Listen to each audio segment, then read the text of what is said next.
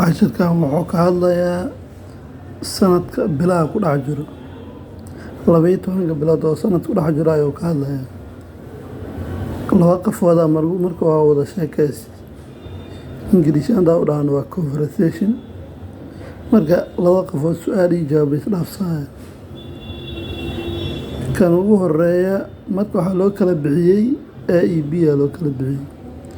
Marka ayaa su'aasha la hormaraya wuxuu leeyahay how about if we talk about month of the year?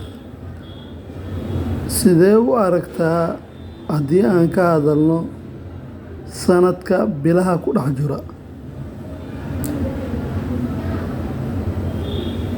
Isagana wuxuu ugu jawaabay it is a quick interesting topic. Si buuxda macnaha waa xiiseynayaa uu yidhi mowduucan waa mowduuc aan xiiseynayo. How many months are there in year? Meeqa bilood ayaa ku dhex jirta sanadkii? There are 2 months in the year. Sanadkii waxaa ku dhex jiro 12 bilood ayuu yidhi.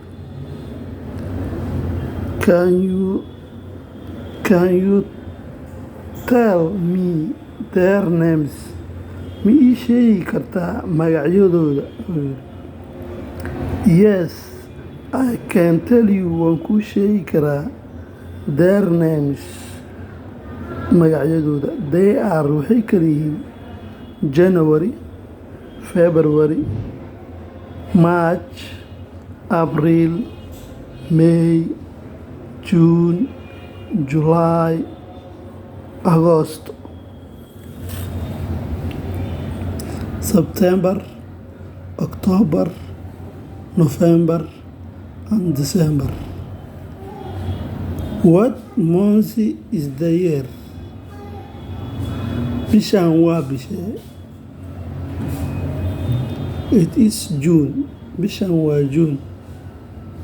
What month was the last month? Bisha aan soo dhaafnay bishee ahayd? It was May. Bisha soo dhaafnay waxay ahayd May. What month in the next month? Bisha soo socota waa bishee? It is July. Bisha soo socota waa July. Marka casharka intaasuu noo egyahay. Casharada kale la socdo.